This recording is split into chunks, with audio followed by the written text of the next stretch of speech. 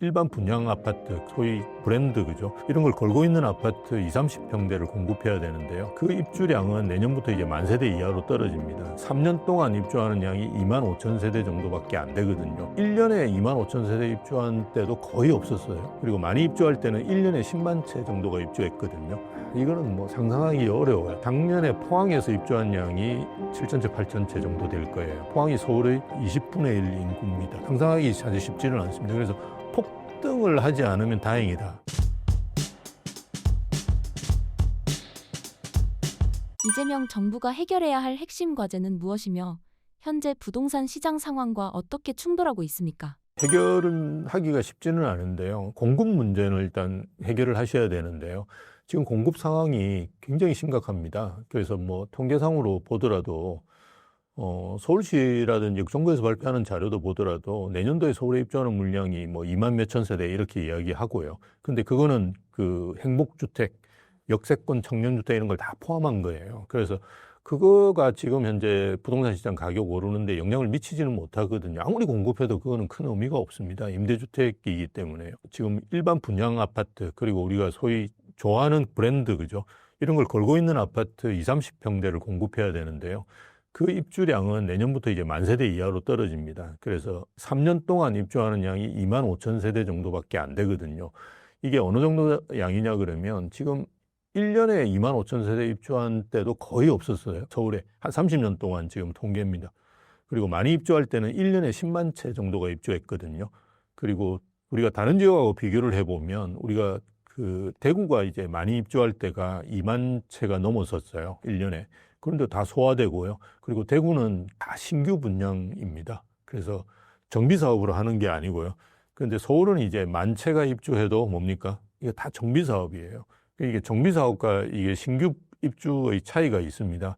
신규로 이제 우리가 택지를 개발해서 그냥 입주하는 건 공급이라고 볼 수 있어요. 근데 정비 사업은 70% 가까이가 조합원 거를 부시고 다시 주는 거기 때문에 공급으로서의 의미가 없습니다. 그래서 30%만 의미가 있다고 보셔야 돼요. 그러니까 3년 동안 25,000채가 입주한다 그러면 30%, 즉 7,500채나 뭐 8,000채 정도만 신규입니다. 한 해에 7,000채, 8,000채 공급돼도 지금 문제가 생기는데요. 3년 동안에 7,000채, 8,000채 공급된다. 이거는 뭐 상상하기 어려워요. 제가 알고 있기로 작년에 포항에서 입주한 양이 7,000채, 8,000채 정도 될 거예요. 포항이 서울의 20분의 1 인구입니다. 네, 그래서 뭐 상상하기 사실 쉽지는 않습니다. 그래서 폭등을 하지 않으면 다행이다. 이 이야기를 저도 계속 해왔는데요. 이제 본격적으로 이제 그게 시작되고 있다라고 볼 수 있습니다. 자, 그러면 이제 이재명 정부에서는 어떻게 해야 되느냐? 일단 할 수 있는 거를 해야 돼요. 사기 신도시, 이거는 아까 우리가 상기 신도시 이야기했지만 상기 신도시가 입주하는 게, 그죠? 빨리 입주하는 게 10년. 자, 그럼 이재명 정부에서, 그죠? 지금 시작한다고 해도 언제 입주하겠습니까? 한 10년 후에. 즉 35년도에 입주하는 거는 지금 부동산 시장에 영향을 전혀 미치지 못합니다. 그래서 뭘 하셔야 되느냐 그러면 3기 신도시를 하고 있잖아요. 근데 3기 신도시가 우리가 생각했던 것보다는 늦습니다. 그게 다 생각했던 것보다 늦을 거라고 이야기를 했었어요. 그래서 10년간 지금 10년 돼야지 겨우 이제 입주하는데 이게 이제 잘 안 되는 부분이 뭐냐 그러면 대부분 보상입니다. 예, 그러니까 빨리 보상을 해야 되는데 더 달라 그러고, 그러니까 지작물 조사 같은 걸 해야 되거든요. 보상을 해야 되면. 왜냐하면 이게 그냥 땅만 보상하는 게 아니고 우리가 수목 같은 나무도 이제 보상의 대상이 됩니다. 그래서 들어가서 보상해야, 그걸 살펴야 되는데 감정 이제 평가를 해야 되죠. 근데 그걸 못 들어오게 한다든지 이렇게 합니다. 그래서 주인들이. 그래서 그걸 계속 이제 늦추다 보면 뭐 더 받을 수 있지 않을까 이렇게 생각하거든요. 그럼 더 주면 되거든요. 우리가 민간에서 그 개발 사업을 할 때는 이런 거를 그냥 더 주고 나중에 이제 문제가 있는 부분을 소송을 한다든지 이렇게 하거든요. 그래서 빨리빨리 그런 걸 진행을 시켜야 됩니다. 상기 신도시를 빨리빨리 진행시켜가지고, 그죠? 예, 입주를 그나마 2030년이 넘어가지 않도록 그저 쏟아내는 거. 상기 신도시 같은 경우는 지금 한 20만 채 정도 공급이 가능한 걸로 알고 있습니다. 근데 이것도 선호하지 않는 지역은 그럴 필요 없는데요. 선호하는 지역 같은 경우는 저는 용적률을 높여가지고 더 공급해야 된다고 생각해요. 그래서 한 5만 채 정도를 더 뽑아낼 수 있다라고 보거든요. 그래서 25만 채 정도를 그냥 쏟아내야 되는 상황입니다. 그래서 그거를 빨리 지금 진행시키는 게 좋고요. 그 다음에 그 정비 사업이죠. 그러니까 재개발 재건축 중에 멈춰 있는 단지들이 지금 많이 있습니다. 그래서 이런 것들은 빠르게 진행시키면 한 5년 내에도 입주시킬 수 있거든요. 그래서 물론 이거는 이제 정부에서 하는 것보다는 시도지사가 하는 게 크죠. 예, 지자체에서 하는 거긴 한데요. 지금 멈춰 있는 이유가 대부분 공사비 문제입니다. 그래서 이런 공사비 문제 같은 경우는 정부에서 적극적으로 개입해서 조합과 시공사 양측을 이제 조정을 해서 그죠, 빨리빨리 진행시킬 수 있는 부분들은 진행시키는 거. 요 두 가지 아니고는 지금 빨리빨리 공급을 할 수 있는 방법은 거의 없습니다. 그래서 그런데 들어보시면 아시겠지만 이 두 가지 사항들이 대부분은 뭡니까? 좀 미세하게 조정하는 거지, 뭐, 이렇게 200만 호를 공급하겠다, 이런 쓸데없는 이야기가 아니거든요. 그래서 현장에 좀 미세하게 들어가서 아주 세밀한 부분을 살펴서 공급이 될 수 있도록 만들어주는 이런 것들이 필요합니다. 그래서 그냥 거창하게 200만 호 건설, 뭐, 이렇게 하는 거는 아무 의미가 없고요. 그냥 지금 현재 안 되고 있는 것들 중에 빨리 나올 수 있는 공급 부분을 빨리빨리 잡아서 이제 진행시키는, 아까 말씀드렸듯이 일기 신도시, 선도지구 같은 경우도 안 되는 이유가 있거든요. 대체주택지가 지금 문제가 있지 않습니까? 그런 것들은 좀 정부에서 적극적으로 들어가서 그죠, 만들어낸다든지 뭐 할 수 있는 부분들을 해서 뭔가 진행시키고 이렇게 좀 세밀한 부분들을 챙기는 지금은 대책이 필요하지 않을까, 그렇게 보는 거죠. 최근 서울 부동산 쏠림 현상에 대해 정부는 어떤 입장을 취하고 있을 것이라고 예상하십니까? 그 유세기간 중에 이제 특정 뭐 유튜브 채널에도 나오셨는 걸로 알고 있는데요. 그때도 뭐 그걸 어떻게 막냐, 세금만 잘 내라 이야기 하시는 걸로는 알고 있어요. 예, 그렇지만 아마 그 스탠스를 계속 유지하기는 저는 쉽지 않을 거다. 지금 현재는 뭐 그렇게 좀 공격적으로 그게 대해서 바라보고 있는 것 같지는 않아요. 제가 이제 기자분들 통해서 듣는 바에 의하면 뭐 이렇게 뭐 보고가 계속 올라오지 않겠습니까? 그죠? 지금 뭐 여러 가지 문제가 있겠지만 부동산 가격도 많이 오르고 있습니다. 이런 특정 지역에 많이 오르고 있습니다. 이런 보고들이 올라오는 걸로 알고 있습니다. 근데 난 그게 대해서는 뭐 할 말 없다, 뭐 이런 식으로 예전의 스탠스를 그대로 유지하고 있는 걸로는 알고 있습니다. 그래서 지금 현재 아마 정부에서 나올 대책, 아마 7월 달에 저는 조그만 대책은 나올 거라고 보는데요. 그 대책은 좀 시장 친화적이 되지 않을까. 이를테면 뭐 대출을 조인다든지, 그죠? 뭐 시장 친화적이지는 않은데 어쨌든 공격적인 그런 대책은 나오지 않지 않을까, 이렇게 생각하고 있는데요. 이게 오래 가기는 저는 쉽지는 않을 거다. 네, 왜냐하면 계속 그 지지층에서 뽑아줬더니만 강남만 오르던데, 이 이야기가 계속 나올 건데 이걸 계속 그냥 무시하고 그냥 가기는 힘들 거다. 그렇다 그러면 뭔가 새로운 대책들도 나올 수도 있을 거고, 예전에 이제 그 이야기해 왔던 국토보유세라든지, 그죠? 이런 새로운 세금을 신설한다든지, 저희가 지금은 기존 세금 같은 경우도 되게 높습니다. 세율이. 우리나라가 뭐 재산세도 높고요. 거래세도 상당히 높습니다. 높은 상황인데, 이걸 더 올릴 수도 저는 있을 거라고 봐요. 근데 사실은 크게 의미는 없거든요. 왜냐하면 지금 현재 우리가 양도세 같은 경우도 가장 이제 높은 게 82.5%입니다. 이걸 90%로 올린다고 한들, 뭐 움직이는데 크게 지장이 있겠습니까? 안 하겠죠, 사람들이. 그래서 오히려 이제 안 팔고 동결효과로 가는 경우가 많겠죠. 그리고 취득세 같은 경우 지금 2주택부터, 그죠? 투기관리지구라든지 이런 쪽은 8%, 12%, 3주택은 이렇게 돼 있거든요. 이걸 뭐 10%, 15% 올린다고 해도 그게 시장에서 크게 저는 영향이 있을 거라고 보지는 않아요. 왜냐하면 지금 현재 세금 자체가 너무 높기 때문에 거기에 이제 뭐 뭔가 적응이 돼 있는 부분이 많거든요, 시장이. 그래서 크게 뭐 그로 인해서 영향은 없을 거다. 대신에 이제 뭔가 새로운 걸 만들어내면 뭐 상당히 이제 좀 시장에 영향은 있을 거다. 그러면서 시장이 더 왜곡되는 상황이 올 수는 있겠죠. 네, 그래서 뭐 그렇지만 그거는 좀 안 하는 게 좋지 않을까, 뭐 그렇게 봅니다. 정부가 서울 부동산 시장의 쏠림 현상을 억제하기 위해 어떤 규제 카드를 검토할 가능성이 있다고 보십니까? 일단 먼저 이제 한은 총재가 그런 이야기를 하는 나라는 우리나라밖에 없습니다.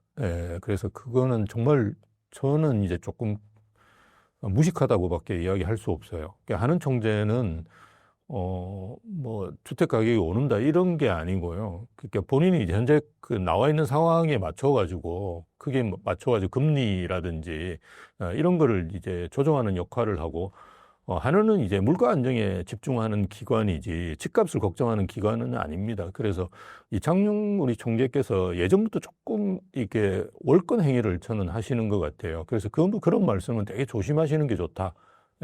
라고 보고요. 근데 어쨌든 뭐 대책이 나와야 된다라고 이야기하시는 분들은 꽤 있는 걸로 알고 있습니다. 꽤 있는 걸로 알고 있는데 지금 현재 수준의 대책으로 더 이제 들어간다는 거는 저는 이제 되게 위험하다라고 봅니다. 그러니까 시장 상황들을 더 악화시키는 게 아닐까. 왜냐하면 우리가 규제라는 거는 양면의 효과가 있어요. 이게 수요도 줄일 수 있는데요. 뭐도 줄일 수 있겠습니까? 공급도 줄일 수 있어요. 왜 지금 공급이 안 됐냐를 자꾸 우리가 판단을 해야 되는데요.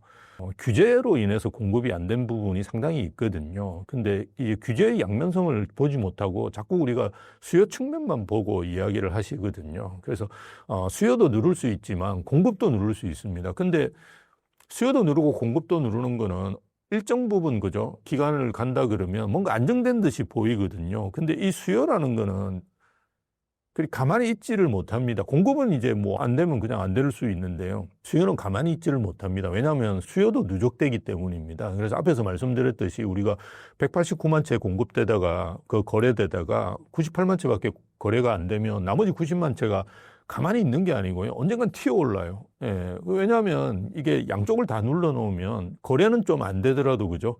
가격은 어떻게 됩니까? 계속 오르거든요. 우리가 문재인 정부 때 계속 봐왔던 겁니다. 그런데 어느 순간 이 가격이 폭등할 수가 있습니다. 그렇게 발현된 때가 언제냐? 2021년이죠. 그때 한 해에만 우리가 아파트 가격이 20% 올랐어요. 아파트 가격이 한 해에만 20% 올랐다는 건 뭐냐 그러면 정말 좋은 아파트는 거의 2배 됐다라는 말입니다. 그래서 이런 왜곡된 시장이 한번 폭발할 수가 있거든요. 그래서 우리가 규제라는 건 수요도 줄일 수 있지만 공급도 줄일 수 있다. 그리고 지금 안 그래도 공급이 문제인데 더 줄일 수 있는 부분이 있거든요. 그래서 이걸 사용하는 데는 굉장히 조심하셔야 된다. 그렇지만 저는 뭐 지금 현재 우리가 내성이 좀 있기 때문에 투기과열지구라든지 조정대상 지역과 같은 규제 지역을 확대하는 부분에서는 시장이 그렇게 왜곡되지는 않을 거다. 그래서 어느 정도는 이제 그런 대책들은 쓰지 않을까라고 예상을 해볼 수 있고요. 그 다음에 이제 뭐 대출 이런 거는 사실은 특별한 그걸 해서 하는 게 아니라 우리가 그 창구 지도라고 이야기하는데요. 은행장들 불러가지고 열심히 합시다. 이렇게 하시면 안 되지 않습니까? 이런 이야기만 하더라도 사실은 어느 정도 효과가 있거든요.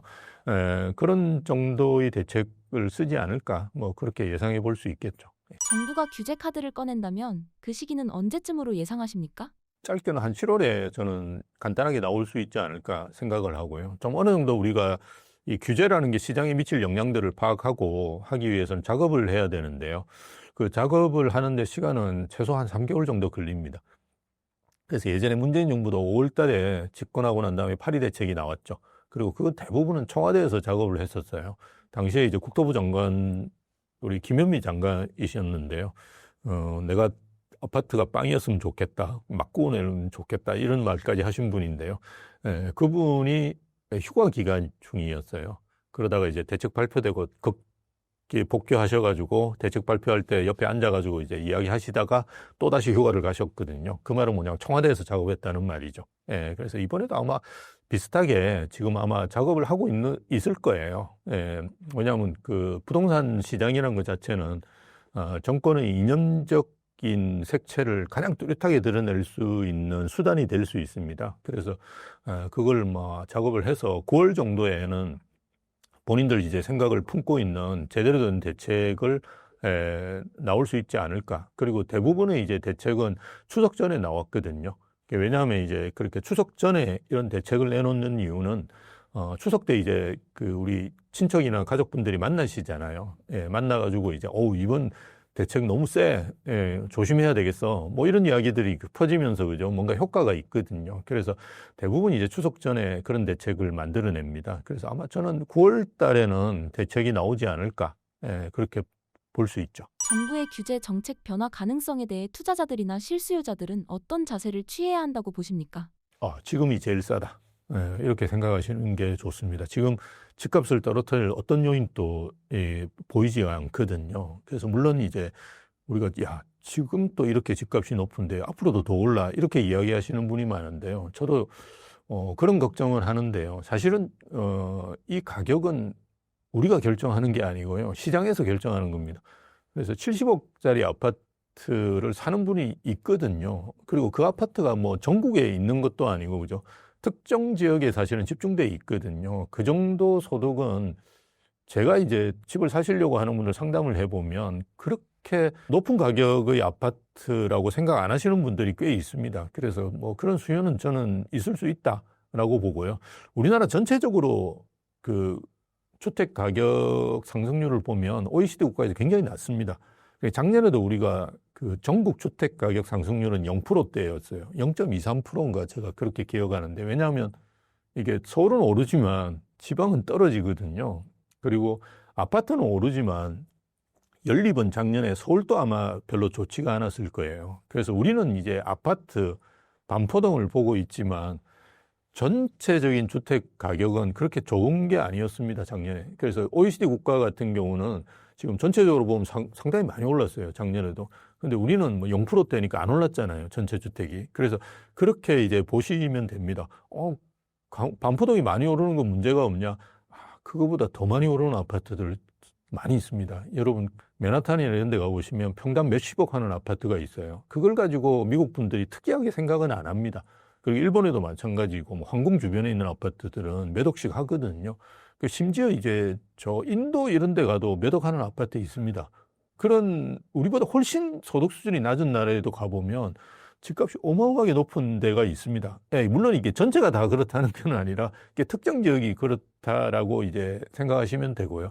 그래서 저는 지금 입주 물량이 부족하고 여러 가지 변수들이 다 이제 집값 상승을 가리키고 있거든요. 그래서 우리가 얼마나 오를지는 사실은 예측하기는 힘듭니다만, 지금보다 5년 후는 많이 올라 있을 거라고 저는 봅니다. 그래서 물론 중간에 이제 조정도 받고 오르고 조정도 받고 오르고 할 거예요. 그래서 빨리 이제 그런 걸 하시는 게 저는 내 집 마련을 하시는 게 좋고요. 저희가 무슨 집을 두 채, 세 채 사는 걸 이야기하는 게 아니고, 그죠? 내 집 마련을 하시는 걸 이야기하는 거거든요. 이제 그런 차원에서 본다 그러면 뭐 한 채 정도 사시는 거는 지금 크게 문제 없이 매입하셔도 된다라고 보고요.